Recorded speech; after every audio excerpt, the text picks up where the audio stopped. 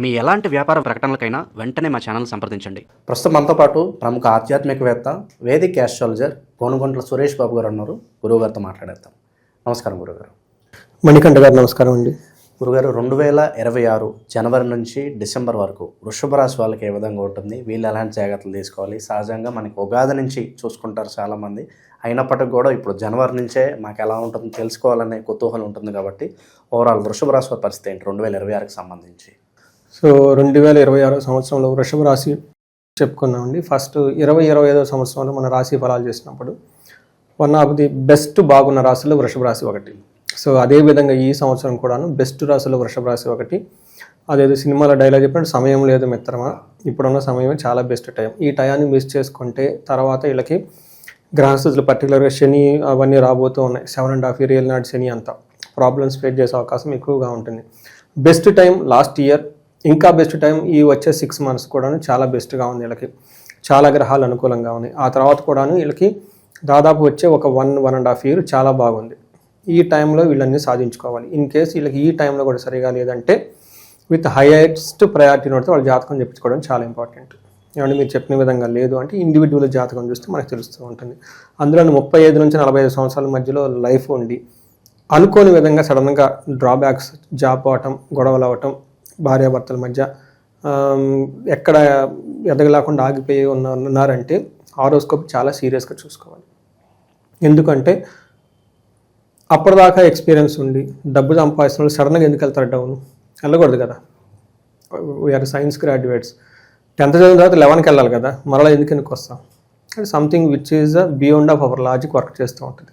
అలా beyond logic work చేసే ఫోర్స్ని తెలుసుకోవటమే ఈ ఆస్ట్రాలజీ చేస్తూ ఉంటుంది. డిఫరెంట్ ఫామ్లో ఉంటుంది. మనకి మిడ్ లైఫ్ క్రైసిస్ అని అంటూ ఉంటారు, దాని మీద దోసేస్తారు, ఆ టైంలో వస్తుంది హార్మోన్.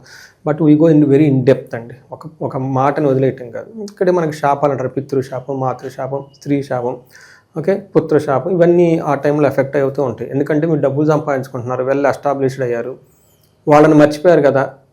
వాళ్ళు ఇప్పుడు మేము ఇప్పటిదాకా మీకు ఎంత ఇచ్చాము, మమ్మల్ని తలుచుకోవడానికి కూడా మీకు టైం లేదా, పూజలు చెప్పడానికి కూడా టైం లేదా, ఓకే ఎలా వెళ్తావు వెళ్ళి చూద్దామని ఆపేస్తారు. ఇది చెప్పడానికి కొంచెం ఓవర్ ఏమంటారు సర్కాస్టిక్గా ఉండొచ్చు, but it is real fact అండి.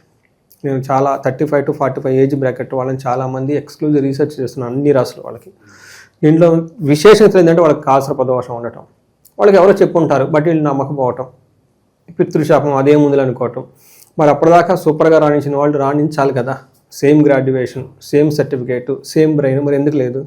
Something beyond their capability is obstructing. అది తెలుసుకోవాలి. ఫస్ట్ చిన్న పరిహారాలు చేసుకోవాలి.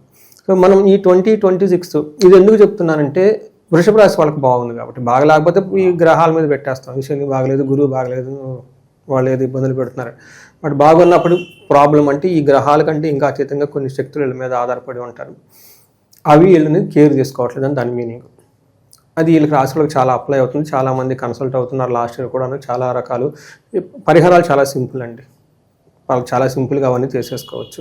సో ఈ రాశి వాళ్ళకి అద్భుతంగా ఉంది అనడంలో మనకు అతిశయోక్తి తెలియదు. There is no exaggeration on this world.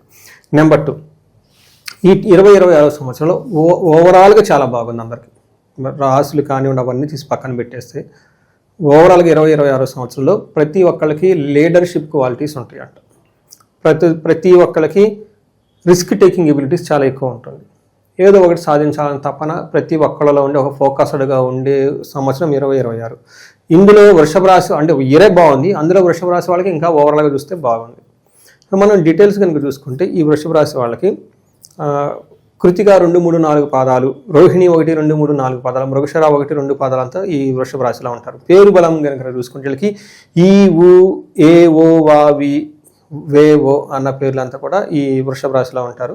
మనం గ్రహాలు కనుక మార్పులు చూసుకుంటుంటే శని వీళ్ళకి టోటల్ ఇయర్ అంతా శని, రాహు, కేతువులు ఒకే ప్లేస్లో ఉంటున్నారు, వాళ్ళు మూవ్ అవటం లేదు. మేన రాశిలోనేమో శని, తర్వాత సింహరాశిలో కేతువు, కుంభరాశిలో వచ్చేటప్పటికి రాహు, ఈ 3 గ్రహాలు అక్కడే ఉంటున్నాయి. బట్ గురువు వచ్చేటప్పుడు మారుతూ ఉన్నారండి, మిథున రాశి నుంచి కర్కాటక రాశికి మారుతూ ఉన్నారు. ఈ మారటంతో వీళ్ళకి ఎలా ఉంటుందంటే కొంచెం చేంజెస్ వచ్చే అవకాశం ఉందంటే ఫస్ట్ 6 months వీళ్ళకి రెడ్ కార్పెట్ ఎక్కడికి వెళ్ళినా, అక్కడ నుంచి రెడ్ కార్పెట్ ఉండదు కానీ మామూలుగా నడవచ్చు, పడేదైతే లేదు, కొంచెం ఇబ్బందులతో ఉంటుంది. జనరల్గా రెడ్ కార్పెట్ మీద నడిస్తే ఆ డిగ్నిటీ వేరు, రెడ్ కార్పెట్ లేకుండా నడిస్తే అలా డిగ్నిటీ వేరు కదండి, అలా ఉంటుంది ఇలా వృషభ రాశి వాళ్ళకి. But anyway it's very good అని మనం చెప్పుకోవచ్చు.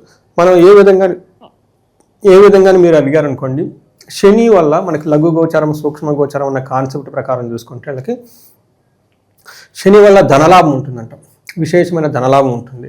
రెండోది గురువు వల్ల కూడా ధనలాభం ఉంటుంది ఫస్ట్ 6 months. అంటే ఫస్ట్ 6 months 2 పెద్ద గ్రహాలు ధనం ఇస్తున్నాయి. రాహు వల్ల కూడా ప్రొఫెషనల్ ధనం వస్తుందంట. ఇంకేం కావాలండి, ఇటు పక్కన ఇంటి వెనక ఇంటి ముందు ఆఫీస్లో ఎక్కడ చూసినా ధనమే ఉంటుంది వీళ్ళకి. తర్వాత కేతు వల్ల కొంచెం కుటుంబంలో గొడవలు వచ్చే అవకాశం ఎక్కువగా ఉంటుంది, బంధువులతో అని చెప్పుకోవాలి. బంధువులతో గొడవలు వచ్చే అవకాశం ఉంటుంది. ఇంటికి సంబంధించిన వ్యవహారాల్లో కొంచెం బాగా టైట్గా ఉండి ఇబ్బంది పడే అవకాశం ఎక్కువగా ఉంటుంది. ఇది మనకి చూసుకో అంటే ఒక ప్రకారం చూసుకుంటే, ఏ ప్రకారం చూసుకుంటే ఒక కేతు పక్కన పెడితే అన్ని గ్రహాలు అనుకూలంగా ఉన్నాయని మనం చెప్పుకోవాలి. ఫస్ట్ శని 11వ ఇంట్లో ఉంటే ఏంటి, ఎవరు చెప్పారు, ఏం చెప్పారు? ఈ చాట్ జీపీటీలు ఎంత డబ్బులు కాదు, మనకి మహర్షులు అత్యంత పురాతన తాళపత్ర గ్రంథాల్లో యాన్షియంట్ స్క్రిప్చర్స్లో భద్రపరిచారు. ఈ ఫైనల్ అల్టిమేట్. ఈ మాత్రం ఇవన్నీ చెప్పుకుని అది ఇది అయిన శని 11వ ఇంట్లో ఏమవుతుందంటే ఆరోగ్యార్థలాభచ్చ, స్త్రీ పుత్ర సుఖవర్ధనం, చిత్తశుద్ధి, అభిష్టార్థ, ఏకాదశి గతే శని అంటారు. అంటే 11వ స్థానంలో శని ఉంటే ఏమవుతుంది, ఆరోగ్యం బాగుంటుందంట. మీరు ఇందాక అడిగారు కదా ఆరోగ్యం ఎలా ఉంటుంది, దీనిలోనే వచ్చేసింది. అర్ధలాభం అంట, ధనం ప్రకారం లాభం ఉంటుందంట. స్త్రీ పుత్ర సుఖవర్ధనం, స్త్రీలు అంటే ఎవరు, ఇంట్లో ఉన్న మదర్ కానివ్వండి, డాక్టర్ కానివ్వండి, లేదంటే ఆఫీసులో ఇంకెవరైనా కొలీగ్స్ వాళ్ళంతా ఉంటే వాళ్ళు చాలా బాగుంటారంట, పుత్రులు బాగుంటారంట, వాళ్ళతో సుఖవర్ధనం, సుఖంగా ప్రతిరోజు ఎదుగుతూ ఉంటారంట. తర్వాత చిత్తశుద్ధి అని చెప్తారు. అంటే ఇంట్యూషన్ చాలా ప్యూర్గా ఉంటుంది, మెయిన్ ఇంపార్టెంట్. చిత్తశుద్ధి బాగుంటే అన్నీ బాగుంటుంది. లోన్ ఇంటర్నల్గా మనం భగభగవాన్ మండుతూ కోపడుతూ రగులుతూ ఉంటే అది ఏది ఉండదు. అందుకని మనకి శాస్త్రాల్లో కూడా శాంతం ఎక్కడ ఉంటుందో, శాంతాకారం భుజగ శయనం పద్మనాభం అంటారు. అంటే ఎవరు విష్ణుమూర్తి శాంతాకారం ఉంటారంట, చక్కగా రిలాక్స్గా ఉంటారంట. అలాంటి దగ్గరికే లక్ష్మీదేవి పరిగెత్తుకుంటూ వెళ్తూ ఉంటుంది.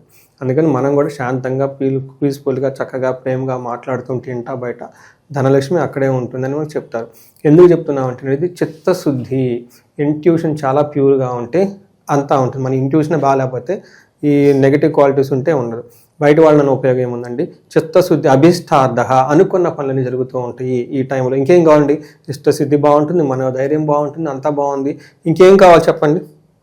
ఈ టైంలో కొంచెం వీళ్ళకి ట్రాన్స్ఫర్ అయ్యే అవకాశం ఎక్కువగా ఉంటుంది, అదొకటి గమనించుకోవాలి. అంటే ఒక జాబ్ నుంచి ఇంకో జాబ్కి అయితే ఖచ్చితంగా మూవ్ అవుతారు. నెక్స్ట్ మనకి రాహు వీళ్ళకి 10వ స్థానంలో ఉండి ఉపచాయ స్థానాలు అంటారు. ప్రొఫెషనల్ మ్యాటర్స్లో ఏదో ఒక విధంగా అనుకున్న పనులన్నీ చేసేసుకుంటారు. ఇది హోల్ ఇయర్ అంతా ఉంది.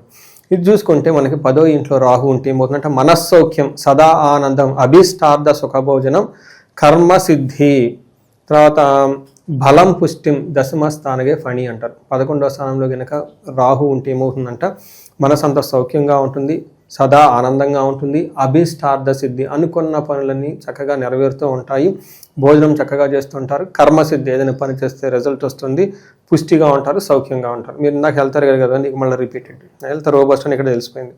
ఈ ప్రకారంగా మనం కనుక చూసుకుంటే అన్ని గ్రహాలకి చాలా అనుకూలంగా ఉన్నాయి. ఒక బెస్ట్ టైంలో ఉన్నారు.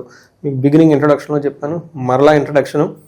ఈ రాశి వాళ్ళు ఉన్నంత అద్భుతంగా ఇంకెవరికి ఉండదు. అందులోనూ వచ్చే ఫస్ట్ 6 months వీళ్ళకి ఇంకా చాలా సాలిడ్గా ఉంది. వీళ్ళకి గురువు 2వ స్థానంలో ఉన్నారు ఫస్ట్ 6 months. ఇప్పటిదాకా మనం శని గురించి మాట్లాడుకున్నాం, బాగున్నారని. గురువు 2వ ఇంట్లో ఉన్నారు. 2వ ఇంట్లో ఉన్న గురువు కూడాను వీళ్ళకి చాలా యోగ్యతని తీసుకొని వస్తూ ఉన్నారన్నమాట. గురువు 2వ స్థానంలో ఉంటే ఏమవుతుంది, మనకేం చెప్తారంటే సంస్కృతంలో మనస్సౌఖ్యం, యశోవృద్ధి, సౌభాగ్యం, ధనాగమ, ధనవ్యయం, ధర్మవ్యయం, మనస్సౌఖ్యం, ద్వితీయ స్థానగే గురువు అంట. 2వ స్థానంలో గురువు ఉంటే వీళ్ళకి మనసు అంతా సౌఖ్యంగా ఉంటుంది, వంశం అంతా వృద్ధి చెందుతుంది, సౌభాగ్యంగా ఉంటుంది, ధనాగమనం వస్తుంది, ధనం ఫ్లో, మనీ ఫ్లో ఉంటుంది. ధర్మవ్యయం చూడండి, ఖర్చు 2 రకాలు. వేస్ట్ ఖర్చులకు పెట్టుకోవటం, మనకి యూజ్ అయ్యి 10 మందికి యూజ్ అయ్యే ఖర్చు. మన ధనం అనేది ఖర్చు పెట్టాల్సిందేనండి, రెంట్ల దగ్గర నుంచి వచ్చింది ఎవరు పెట్టుకోరు కదండి. అంటే ధనం ఫ్లో వెళ్ళిపోతూ ఉండాలి. ఎవరికి ధనం 10 వస్తుందంటే మంచి ఉద్దేశంతో ధర్మ కార్యాలుగా పని చేస్తుంటే ఖర్చు పెట్టే ప్రతి రూపాయి అది 10 అదే వచ్చేస్తుంది. ఇక్కడ ఏమవుతుందంటే ధర్మ కార్యాలు చేయటం వల్ల ఎక్కువగా వీళ్ళకి ఈ ధర్మ కార్యాలకు ద్వారా డబ్బు ఖర్చు పెడతారంట. సో ఇవన్నీ మనకి గురువు ఇస్తూ ఉన్నారండి. ఫస్ట్ మనకేం చెప్తారు 6 months. నెక్స్ట్ 6 months గురువు మారుతూ ఉండటంతో వీళ్ళకి అది కొంచెం అంత అప్పటిదాకా ఉన్న ఫ్లో ఉండదు. ఇది కొంచెం గమనించుకోవాలి. ఏమవ్వచ్చు అంటే మనసులో ఉద్యోగ భంగం, కలహం, దారిద్ర దేహ పీడనం అంటారు. అంటే కొంచెం ఫైనాన్షియల్గా స్ట్రగుల్స్, అప్పటిదాకా ఉన్నది ఈజీ ఫ్లో ఉండదు, కొంచెం హెల్త్ కాంప్లికేషన్స్ ఉంటుంది, ఉద్యోగంలో అప్స్ అండ్ డౌన్స్ వచ్చే అవకాశం ఎక్కువగా ఉంటుంది. బట్ అగైన్ ఏమంటానంటే ఇది పెద్ద అంత సీరియస్గా వీళ్ళకైతే ఎఫెక్ట్ అవ్వదు, అనుకున్నంతగా ఒక మోడరేట్గా ఉండే అవకాశం ఎక్కువగా ఉంటుంది. ఎవరన్నా కాస్త కంఫర్ట్ జోన్లో ఉంటే కనుక ఆ కంఫర్ట్ జోన్ నుంచి బయటకు వచ్చి రిస్క్ తీసుకునన్నా ముందుకు వెళ్ళొచ్చు అంటారు. ఖచ్చితంగా వెళ్ళొచ్చండి, ఖచ్చితంగా 100%. వీళ్ళకున్నంత బెస్ట్ ప్లానెటరీ కాంబినేషన్ ఇంకెవరికి లేదు. వీళ్ళకి కూడా మళ్ళీ 30 years తర్వాత ఏమొస్తుంది ఈ పీరియడ్. అందుకని ఉన్న పీరియడ్ని లగ్జరీగా ఏమంటారు, దీపం ఉన్నప్పుడు ఇల్లు చక్కగా పెట్టుకోవాలన్నట్లు ఎవరైనా ఉంటే బ్యాంక్ బ్యాలెన్స్లు పెట్టుకోవటం, చక్కగా ఒక 2-3-4 yearsకి సరిపడే ప్రొవిజన్ అంతా ముందుగా పెట్టుకోవటం. ఓకే, అవన్నీ చేసుకుంటూ ఉంటే మళ్ళీ పిచ్చిగా వీళ్ళకి ఇచ్చే డబ్బులు, వాళ్ళకి ఇచ్చే డబ్బులు, వాళ్ళు మమ్మల్ని చీట్ చేశారు, వీళ్ళు మమ్మల్ని చీట్ చేశారు, తెలిసిన వాళ్ళు ఎందుకంటే చక్కగా బ్యాంకులో ఎక్కడ ఫిక్స్డ్ డిపాజిట్లో ఉంటుంది, ఫిక్స్డ్ అసెట్లు కొనుక్కోండి మీ పేరుతో, భార్య భర్తలకు నగలు చక్కగా అవన్నీ కొనిపెట్టుకుని ఇంట్లో పెట్టుకోండి, హ్యాండీగా ప్రొవిజన్ పెట్టుకోండి. 2 years సరిపడ ప్రొవిజన్ అంతా ఉన్న తర్వాత ఇంకా డబ్బులు ఎక్కువ ఉన్నాయంటే అప్పుడు ఇవ్వండి వేరే వాళ్ళకి. ఒకవేళ పోతే మీకు ఇది ఉంటుంది కదా. ఓకే, ఇలా రాగానే అలా రూట్ చేయటం అలాంటి ఏం చేయొద్దు. మీరు చెప్పిన విధంగా నైస్ క్వశ్చన్. వృషభరాలకు బాగుంది కాబట్టి ఈ ఓవర్ కాన్ఫిడెన్స్తో అంతా మనకి ఏముంది అని చేసే అవకాశం కూడా ఉంటుంది. అది కేర్ఫుల్గా ఉండాలి, ఫ్యూచర్ దృష్టిలో పెట్టుకోండి. గురుగారు, ఇంకా విశేషంగా ఈ సంవత్సరం అంతా వీళ్ళకి విశేషంగా కలిసి రావాలంటే ఎటువంటి శక్తివంతమైన పరిహారాలు దైవరాధాలలో ఉంటే చాలా బెటర్ అంటారు? సో వీళ్ళకి పరిహారం అనేది ఓవర్ కాన్ఫిడెన్స్ లేకుండా ఒక పరిహారం. ఫస్ట్ అన్నీ బాగున్నప్పుడే మనం మిస్టేక్లు ఎప్పుడు చేస్తామంటే అన్నీ బాగున్నప్పుడే చేస్తాం. ఏమి బాగలేనప్పుడు ఏం లేదు కాబట్టి దేవుడా ఏంటి బాధను తెలుసుకుంటూ కూర్చుంటాం అనమాట. అందుకని దేవుని కొన్నిసార్లు మనకు చేసుకోవడానికి శని అప్పుడప్పుడు వచ్చేసి ఇబ్బందులు పెడుతూ ఉంటారు. బట్ లక్కీగా ఈ రాశి వాళ్ళకి ఎలాంటి ప్రాబ్లమ్స్ లేవు కాబట్టి ఎవరైనా కనుక ఎక్కడైనా స్ట్రక్ అయిపోయినట్లు ఉంటే ఇమ్మీడియట్గా హై ప్రయారిటీతో జాతకం చూపించుకోవాలి. రెండోది, ధనానికి కనుక ఎవరైనా ఇబ్బంది పడుతూ ఉంటే వీళ్ళకి కుబేర పాశుపత అభిషేకము లేదా స్వర్ణలక్ష్మి విశేష హోమం చేయించుకుంటే ధన ప్రవాహం ఎట్టి పరిస్థితులు ఆగదు, మల్టీ సోర్సెస్ ఆఫ్ ఇన్కమ్ వస్తుంది. నెంబర్ 2, వీళ్ళకి ఏజ్ 35 to 45 మధ్యలో ఉండి ఇబ్బందులు పడుతూ ఉన్నారు ఈ టైంలో అనుకుంటే ఒకసారి కరెక్ట్గా అవి దోషాలు ఏమైనా ఉంటే చూపించుకొని చిన్న పరిహారాలు అండి, పెద్ద పరిహారాలు అసలు చేసుకుంటే చాలా బాగుంటుంది.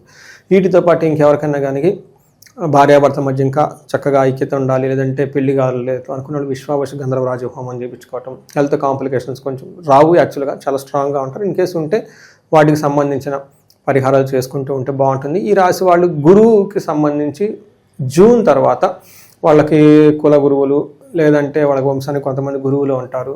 తర్వాత గుడి పూజారులు, బ్రాహ్మణులు, వేద పండితులు వీళ్ళని దర్శించుకోవటం, వాళ్ళకి ఏదైనా దానం ఇచ్చేసి ఆశీర్వాదం తీసుకోవటం, లేదంటే వాళ్ళని ఇంటికి పిలిపించుకొని వేద ఆశీర్వాదం చేయించుకోవటం, వేద పఠనం చేయించుకుంటాం, చాలా బాగుంటుంది.